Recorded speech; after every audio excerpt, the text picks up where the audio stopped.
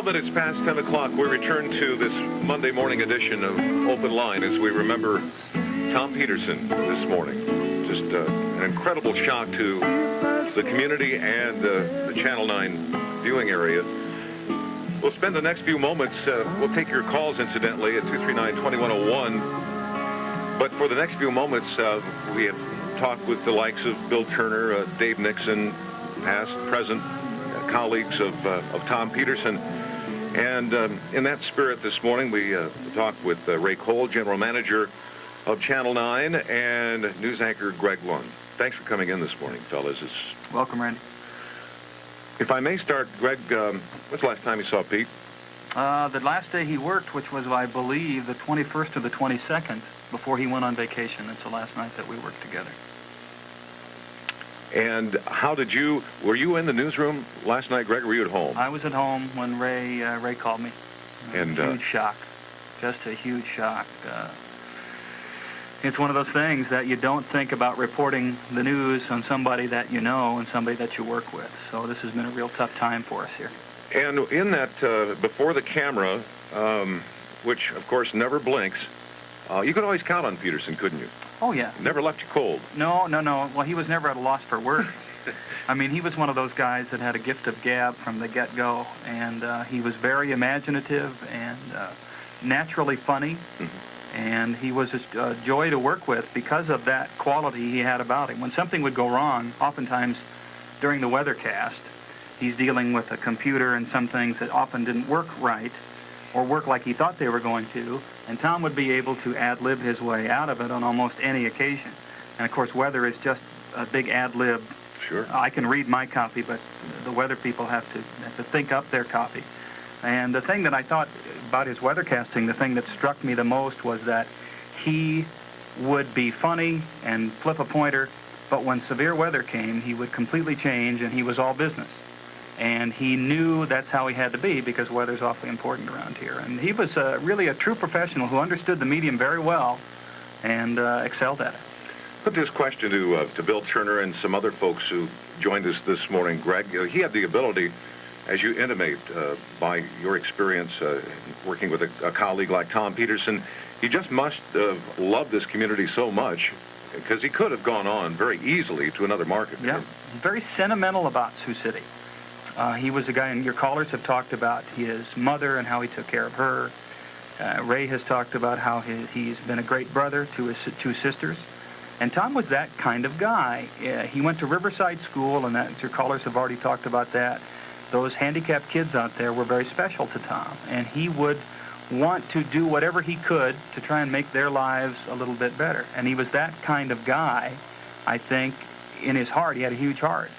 And that's the thing that, you know, we're going to miss him at Channel 9 terrifically for what he did for us and with us. But I think the community is a big loser today because of a person like Tom is gone. All the things that he did, the theater, environmentally he was involved in that, politically he stood up for causes, and all those kinds of things that he did on a large scale, and then all the things he did on a personal scale with people, that's the thing you can't replace. One thing that struck me as when you lose someone like Tom Peterson, and being in the news business for so long as you have been, I think sometimes we tend to become desensitized to a certain degree by the cover or what we cover, the events we cover, sometimes catastrophic, sometimes, you know, a one-car fatal traffic accident over by Cleghorn. You report it, get out of the way, and go on. But it struck me this morning, especially with the kind of guy he was, that people hurt so much with what we report on almost on a daily basis. That's true. I particularly had a tough time last night getting through the stories and again this morning, because once you put that on that personal level, it's going to be difficult for us the next few days to get through this process of laying Tom to rest and remembering him, as we will do when somebody in our business. I was looking through videotape this morning, and that to me is the most surreal kind of thing, because you see him laughing and joking and all the miles and miles of videotape that we have, and then the realization that he won't be there anymore, and that's what's awfully tough for us to deal with, as it is for any family who loses a loved one. Tom was a family member for the Channel 9 viewing audience. And Ray was mentioning his daughters took this very, very hard, and he had such an appeal to a wide demographic in broadcasting terms, and that's a unique quality, isn't it, Ray? Yeah, and we talked about how he related to kids at Riverside School who were uniquely challenged, but Tom related to all kids in a most extraordinary way. It's easy as an adult to patronize kids. Tom didn't do that. He connected with young people in a way that was real genuine. And Greg has 2 sons and a daughter, and I have 2 daughters and a son. And Julie White and I were talking this morning. Her kids. Dave Nixon Jr. was on the air here earlier today talking about when his dad was working with Tom, how he connected with Tom.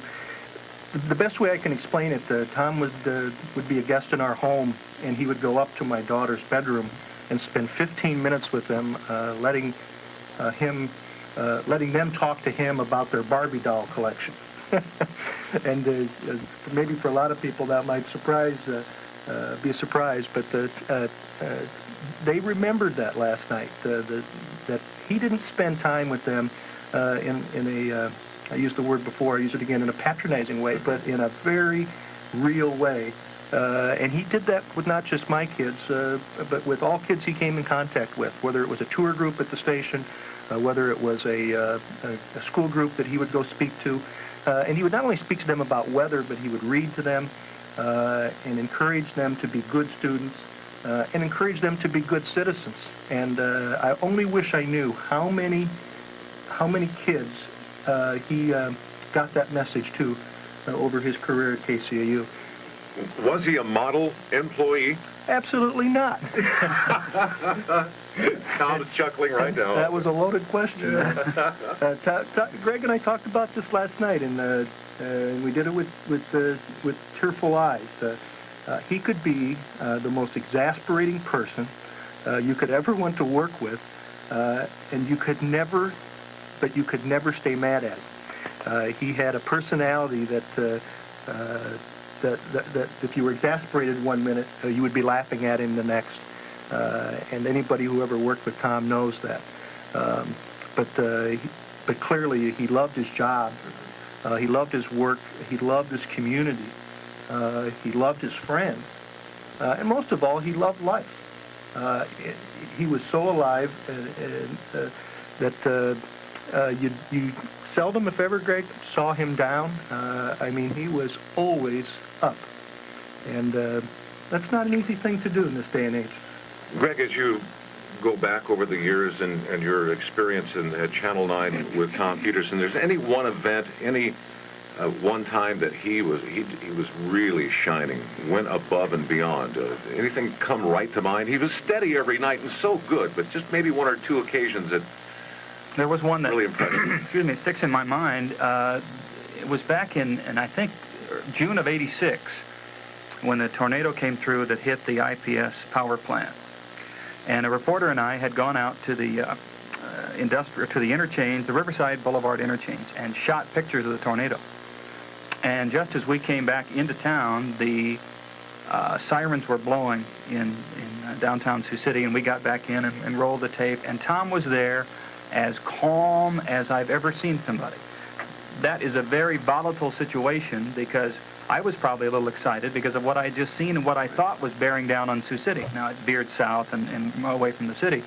But Tom was the calming influence, not to scare people, but to simply inform them in a calm way of what was happening, but not inflame them. And we got quite a bit of quite a few letters after that, complimenting us for that, but it was really Tom who could do that all the time. When he would joke around and laugh, and he always made a great joke about his ties. He wore clothes till they were falling off his body. And he would say, well, I've had this tie, I think, for as long as I've been at Channel 9. And he said, I've eaten a lot of good meals on this tie, and most of them are still there. And one night the microphone slipped completely off it, with some space-age polyester of something, and he was so quick. He would just pick it up, and he'd say, yeah, I've eaten a lot of good meals off this tie. I guess something had to give.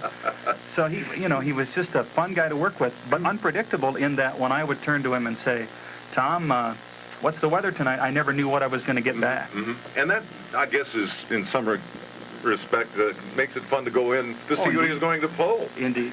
Let me add one anecdote, if I can, that was typical of Tom as well. Everyone is very familiar with the events of July 19th, 1989, when the plane crashed here. This is a story, I think, that speaks well of Tom. You remember the person who carried the little baby off the airplane was a gentleman by the name of Jerry Schemmel. Tom put Jerry, and who else, Greg? Bruce Benham and another guy whose name escapes me right now. Jerry and Bruce, I know, and Jerry in particular, because he and Tom had remained in touch with each other. Tom put those gentlemen up in his house that night, and the next morning they were guests on Good Morning America that originated the satellite feed out of our studio.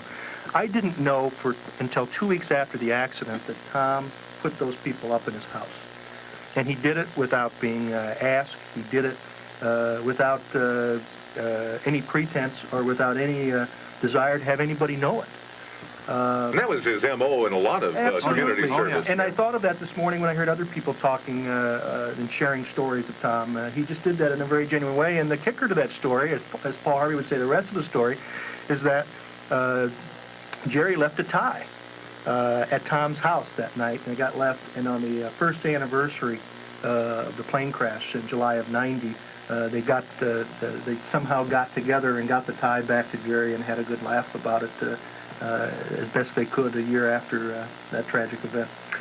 I'm wondering, Ray, how you, in a leadership role and a lot of other hats you wear, can lead your staff through this. Have you had even time to sit down and wonder what's the approach to take and to get everybody, because as Peterson would probably say, life goes on. Yeah. Greg alluded to the atmosphere on a news report that Dick ran at the top of the hour. And as I go back through last night, it was very difficult.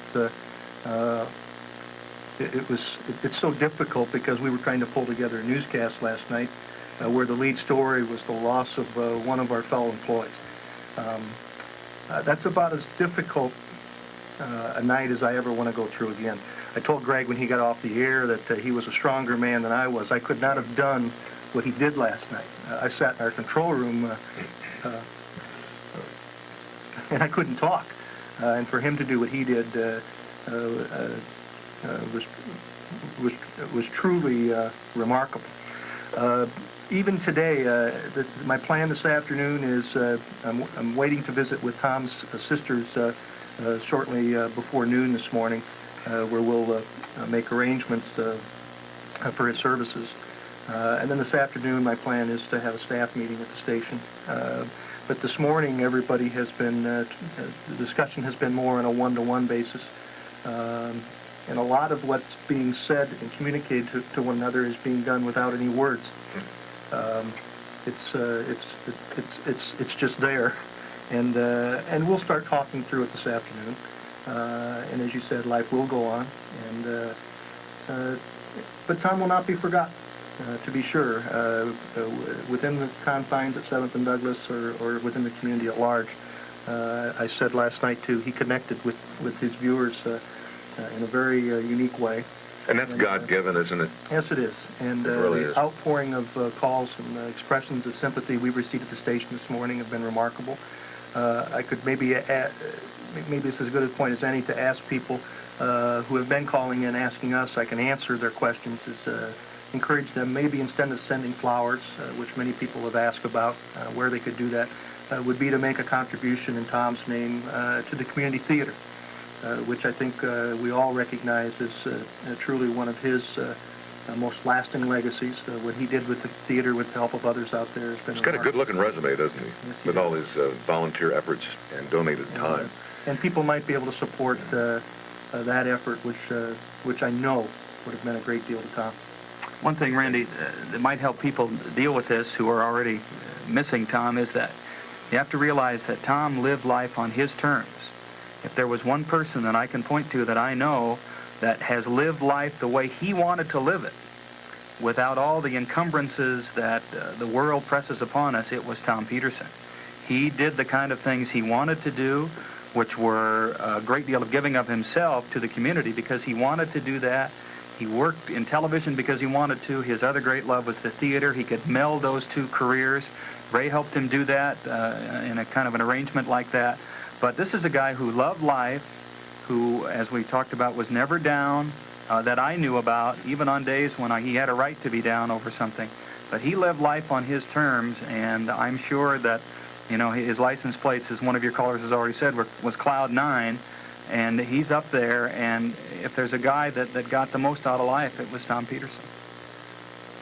But so young, 45. Let's get to some patient callers, if we may, gentlemen. Let's go to Bill on line 3. Good morning, Bill. You're on Open Line with Ray Cole and Greg Lund.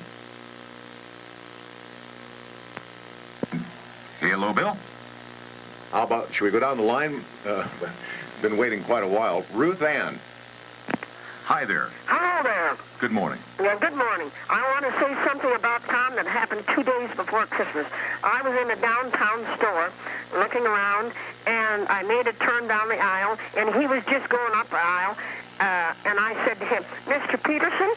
He turned around and he looked at me and he said, yes, and so I started talking to him, and I said, I sure enjoy your weather, and especially the pointers that you have. And he said, yeah, he said, aren't they nice? I've got so many nice ones. And I said, you sure have. So then he shook hands with me, and I said to him, Merry Christmas. And he said, thanks, the same to you. So then I want to put this adding touch onto this, too. God bless his family.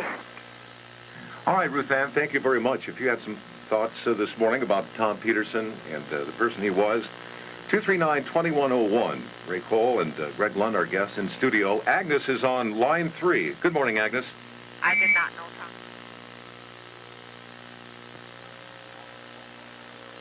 Tom. I believe we lost the phone line. Okay. Are you still there, Agnes? No, guess not. Tom Peterson was, Greg was going along the lines. It was again, there was not a phony cell in his body. It was not pretentious, and it was not taken by the business he was in. It was not like, you know, he could be working at Jiffy Lube. Yeah. And that's not to put anybody down in that business, or doing a talk show, or really anything. He was just it was a good fit. Well, he was a true Siouxlander in that his mother's family had come from Laurel, Nebraska, and they had a family farm out there, and Tom was still involved with overseeing the farm along with his two sisters. And I would be doing the market reports, and he had this daytimer address book and daily log book. That was his Bible. He called it his brains. If he didn't have it with him, he lost it once. I thought he was going to go crazy. That's probably the only time I saw him perplexed. But he would have his life configured in that book that if he lost it, he was in trouble because it had his schedule forever. And he would take down the soybean price every night. So he could, I should have sold them, or, I should have kept them, or, like every farmer goes through, he was going through that. And that farm out there in Laurel meant a great deal to him.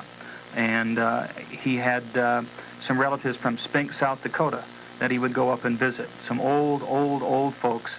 And, Tom had a great knack of conversation with older people and senior citizens. He spent a lot of time with those folks. And you're right, there was no pretentious bone in his body. He was a true Siouxlander. Let's go back to the phone light now, and let's say good morning to Michael. Good morning, Michael. Calling from a payphone, incidentally. You're on Open Line. Yes, Randy. Thanks for taking the call. I've been listening to you this morning, and all the people calling in saying how they felt Tom was so friendly over the air. And as a representative of the class of '66 from Central, and as the chairman of the next reunion, I got to tell you that we grew up with him, and the reason they felt that he was so friendly is because he was just a plain, genuine, nice guy, all the way through and through. And your association with Tom socially back in those days at Central, Mike? Yes, my last name is Potash, and so Peterson and Potash always stood in line together, and Tom and I were friends all the way back. But he was friends with everybody in the class. A couple of anecdotes. This last class reunion we had in whatever it was, a couple of years ago, in the planning process, the chairman was Mike Jividen, who's another member of our class who we lost early and tragically. Mike and I and several other people would sit at these meetings talking about what we would do, and Tom would come, and we'd be sitting at one of the local pubs, and occasionally Tom would like to have a beer with us, but when he had to go back on the air, he would refrain from having any beer because he said, if I go back after having a few beers, I might make it snow, and people would be mad at me. And another quick story regarding the reunion. The second night was over at the South Sioux City Convention Center on a Saturday night. We went till midnight. Somebody hired the band for another hour, so we stayed till 1, and finally they kicked us out because they had to clear the place out for a farm show the next day. There was no hesitation at all. Tom said, everybody comes to my house. So the whole reunion went to his house. But I left about 4 in the morning, and they were going strong. So he was always friendly, always open. He liked everybody in the class, and everybody in that class liked him. Was he a class clown, Mike? He was to a pretty good extent, similar to the way he is on the air. You know, I wouldn't call him a clown. I would call him the kind of guy that always had a quick sense of humor. All right, and thanks for your insight and your association with Tom Peterson. You bet. He'll be missed sorely. One more quick story, if I might. Just about 2.5 or 3 weeks ago, Tom was in my office, and he saw that I had a mug from Lamb Production. To show you what a promoter he is at the community theater, he said, you're going to have a mug from the community theater. The next day, he dropped it off, and I've got it sitting on my desk now. Always on, always promoting. Okay, our thanks for calling again this morning, Mike. Thank you. How did the Pointer thing start, Greg? Well, that predates me. Ray and I and Tom all started the same year, and Ray was there when that happened. He may know more about it. I've had several media calls this morning. One was from a newspaper in Worthington, and she was curious about how it started. And Greg's right. Tom and the three of us were uniquely connected in that we all started in the spring of 1977 at the station. Matter of fact, Tom and I started on the same day, and I think Greg was a couple months after, about 2 months later. And the Pointer thing, he was doing a midday newscast, and he was just using a pen innocently, and I think subconsciously, to point. In those days, it was before we had chroma key, and the graphics were electronically superimposed behind the weather anchor. This is when we had magnetic boards, and they were put very symbols, real. stuck them on a wood map. And Tom was using his pen to point to that, and going into the break. And that's when we had the weather wire. He says, I'll be back with the weather wire and the forecast after this. And he flipped his pen up in the air. And he got such a response that he did it again the next day. And then people just started sending him in pointers. Started with pens, and then it evolved into everything. You know, I remember one 4th of July, he used a lighted sparkler on the air. And that was back in the day of tube cameras that can do... I was sitting at home, and I was thinking to myself, there's probably about $5,000 in tubes being burned up right now. And that reminds me of another story. Speaking of those electronic boards, the letters were magnetic, and he had the high pressures and the low pressure things on the board, and he would have the fronts on there, and he would have little one-word descriptions. Well, he had down in the southeastern part of the United States on the national map, he had a high-pressure system and the word warm. And while he was on the air, the M fell off. And he says, my God, war just broke out. He says, my God, war just broke out in Georgia. That is true, Peterson, right? Mike Potash just talked about his quick sense of humor. I think that says it all. Yeah, it sure does. 24 minutes before 11, we need break. And this is Open Line, a special day, but a sad one. It's just rocked the Siouxland community. We're remembering Tom Peterson. He was quite a guy.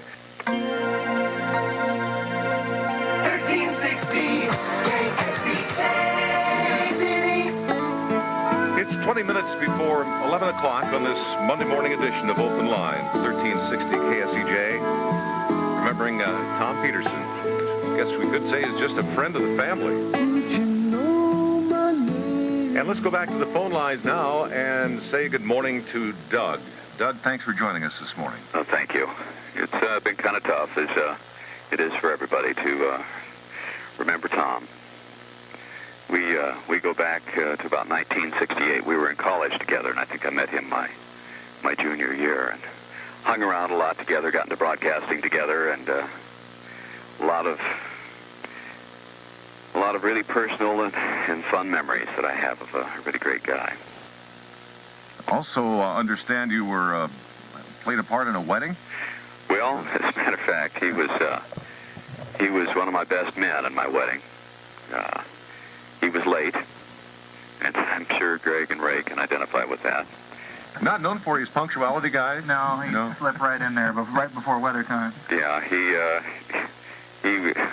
forgot his tie, and he went flying down to the rental place to get his tie, and they said, "Why don't you look in your pocket?" And there it was, and he came flying in about 15 minutes late.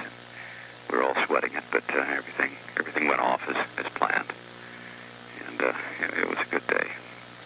Well, he's certainly one of a kind, and the memories will go on for a long time to come. It just won't seem right not having Tom on the weather ring. You know, I again reminded with that comment about Tom's punctuality or lack thereof. Just a few weeks ago, the news team did a broadcast live from Storm Lake, Iowa, your old neck of the woods, and we were broadcasting from the site of Santa's Castle. Well, it's a 6 o'clock live broadcast. We had asked the production and technical people to be over there by 1, and the on-air people to be over there by 4. I was sitting in my office, and Tom stuck his head in the door and said, "Hey, Ray, how's it going?" And I looked at my watch, and it was about 4:30. Better get a move on. I said, "Tom, you're supposed to be in Storm Lake right now. You better get on the road." And he says, no problem. I've still got to finish my forecast." And he went down the hall, and I called Jim Rupert on the phone, who's our general sales manager, and I said, "Jim, go get Tom, load him in a car, and drive him to Storm Lake." And he did. And he did. And they got there about 5 to 6. Yeah. And in Tom's words, what was the hurry? We had 5 minutes to spare. That's right. He was ahead of the ball game. Back to the phone lines for Ray Cole and Greg Lund this morning, remembering Tom Peterson. Hi, Ralph. Welcome to Open Line. How you doing? Say, I wanted to compliment KCJ for taking the time to do this memorial for Tom. And I know Tom from church. I know him from my relationship with the media and as a fellow Vietnam veteran. I teach a course at a local college on Vietnam, and I have been conducting quite a few hours of interviews with area Vietnam veterans. I had spoken to Tom just before Christmas, and we were scheduled to get together this coming week and do a taping. And in fact, one of the reporters, a former reporter who's now working in the newsroom at Channel 9, Jan Kavanaugh, had agreed to be the camera person, and I would do the interviews.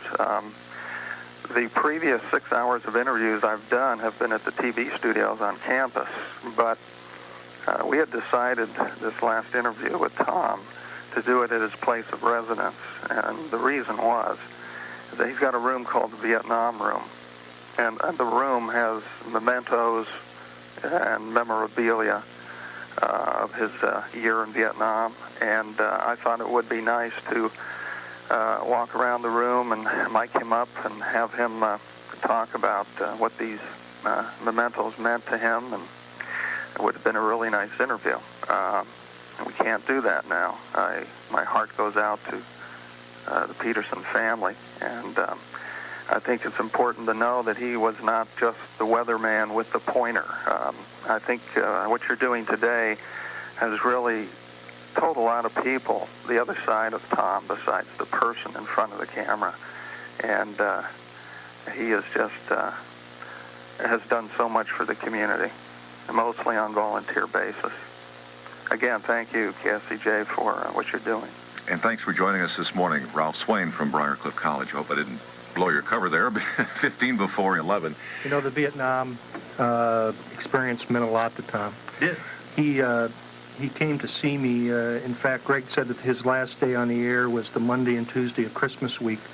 He had asked for that time off, and I strong-armed him to into working those couple days that week. And in so doing, he told me, "No problem, but I'm going to make you a deal." He said, "I'm going to take an extended vacation to go back to Southeast Asia this summer, and he says, I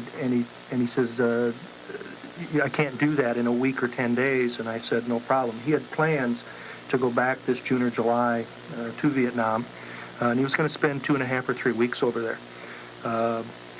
Something else that came to mind, he as you know, was a reporter for Stars and Stripes, and has been, as Greg mentioned last night, has been reported elsewhere. He was the last Stars and Stripes reporter to leave Vietnam with the American pullout in 1973. He sponsored a Vietnamese gentleman who was an interpreter for Stars and Stripes, a Southeast Asia native. Sponsored him for citizenship in this country. Chow spent a lot of time in Sioux City. Yeah. How long ago, Greg? Oh, it's been several years. I think he's in, I believe he's in California now. And again, the kind of story that comes to mind just as we're sitting here talking, what he did for that young man is something that very few people could have or would have done. Very loyal guy, very loyal person. And it seemed to me that you never knew when Peterson was going to pop up. He could be there Sunday night at 10 o'clock. He might be there on weekday. He was ready to go on a moment's notice, apparently. Not necessarily on time, but was very gracious about filling in from time to time. Yeah, he was. For all the kidding we talked about earlier, Tom was a dedicated member of the team, and he was a great negotiator. Don't get me wrong, Randy. He was a master negotiator, and in fact, his contract was due to expire this February, and the conversation about his extended vacation time was his way of giving me a heads up that we had something to talk about after the first of the year, when we had intended to sit down and work on a new agreement for him. More calls now. Memory of Tom Peterson in mind. I believe we are up to Michael now on line 2. Michael, welcome to Open Line. Ray Cole and Greg Lund, our guests in studio. Hi, Randy. Good morning. Well, believe it or not, people who know me know that probably Tom and I didn't always agree on everything. But I knew Tom, first I met him, his first day of college, about 27 and a half years ago. And I think I can fairly say that, I think we had a few laughs through all those years. But one of the few college people still hung around Sioux City with me. I can say that, just a second, Ray. I think it's fair to say, although a tragedy is a little hard to say here, because you know it's a sadder world about Tom, but it's always a tragedy when the guy dies, and everybody who knows him thinks so fondly of him.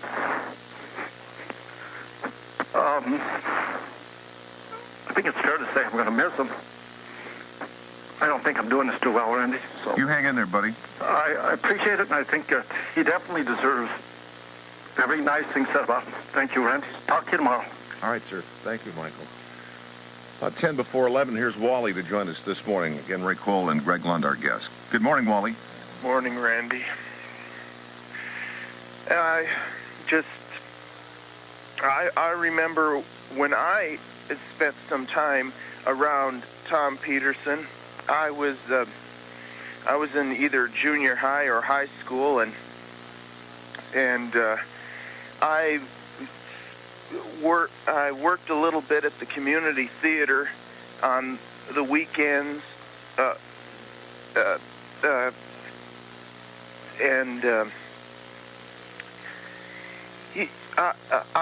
I found him to be a very nice guy. I helped him with another one of my classmates when I was in, I don't know whether it was after we graduated or while we were still in high school back in the 1970s, but I helped one of my classmates, and I helped him take all those old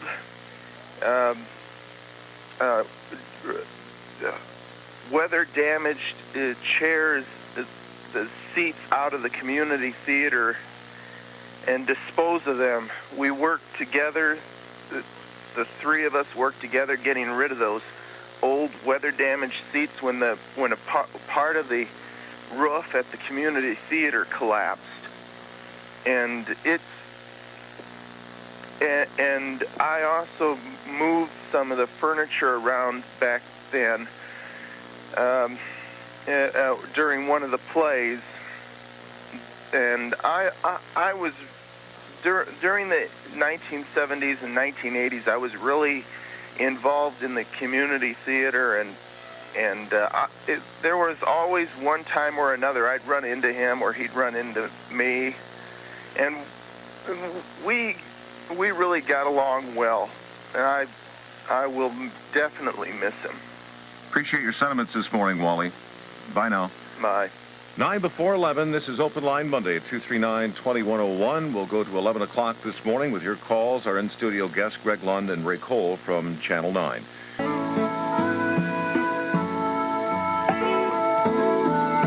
You're listening to Open Line on 1360 KSCJ. Call now at 239-2101. It's 5 minutes before 11 o'clock in the final moments of Open Line. And you know, during the break, Ray and Greg and I, anecdotally speaking, Peterson, he is so tragic, and we'll miss him terribly.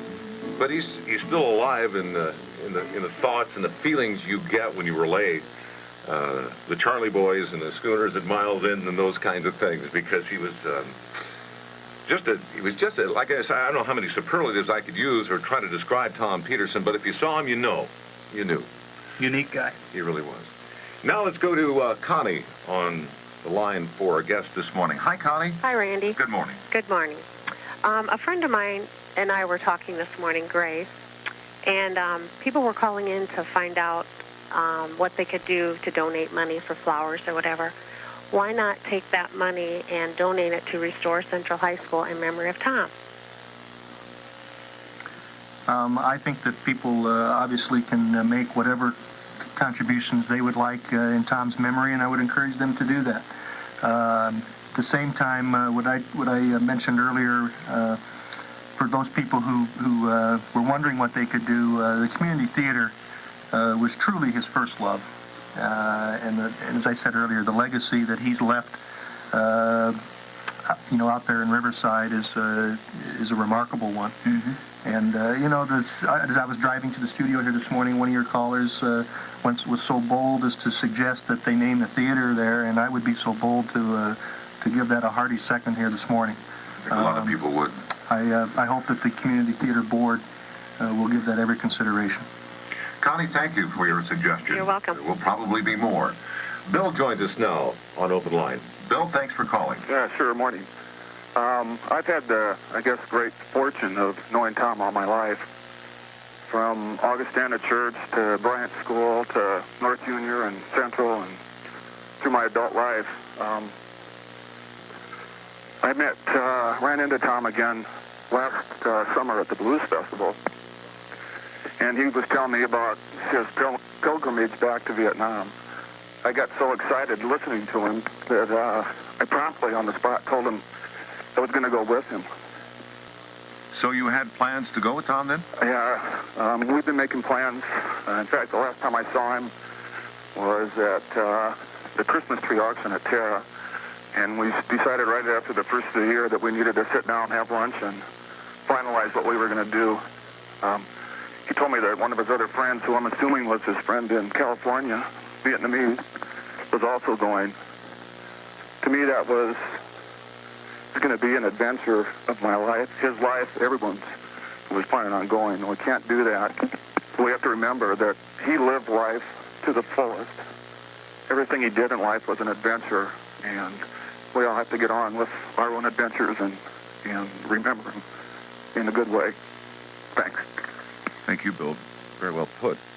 Touching comments on the program this morning, which is focused on the tragic passing of Tom Peterson. We're just about out of time. One more call now, shall we? On line 3, here's Tom. Yeah, good morning. I'm a retired principal from West Junior High School, Sioux City here, and I had the occasion on many times to invite Tom to West Junior to speak to our assembly programs for different programs, honors assembly, et cetera, et cetera. I heard Mr. Cole very correctly say that he did relate not just to elderly people but to young people, and he's mentioned in his own children as well. And I can tell you from the many experiences that I can recall from past days that whenever Tom spoke to our large assembly, 700 plus students, he just, there's no question about it, he had that unique ability to make that connection with these young people. And I remember him very well, and I know that a lot of times it's not always easy to make that connection with teenagers. The educators have that problem every once in a while, so do parents. But he had that special way, and he's going to be truly missed in Sioux City, no question about it. Tom, thank you for your thoughts. The next few days are going to be quite difficult. It's been a difficult chore for Ray Cole and Greg Lund to come out, but we appreciate your time and your insight to a guy we really thought a lot of professionally, and a lot of people around Siouxland dearly love. Thank you, Randy. It's a great credit to you to do a show like this. It's super. Thank you very much. It's a tough one. Well, it is 11 o'clock in Mid-America from 1360 KSCJ. See you tomorrow at 8:50.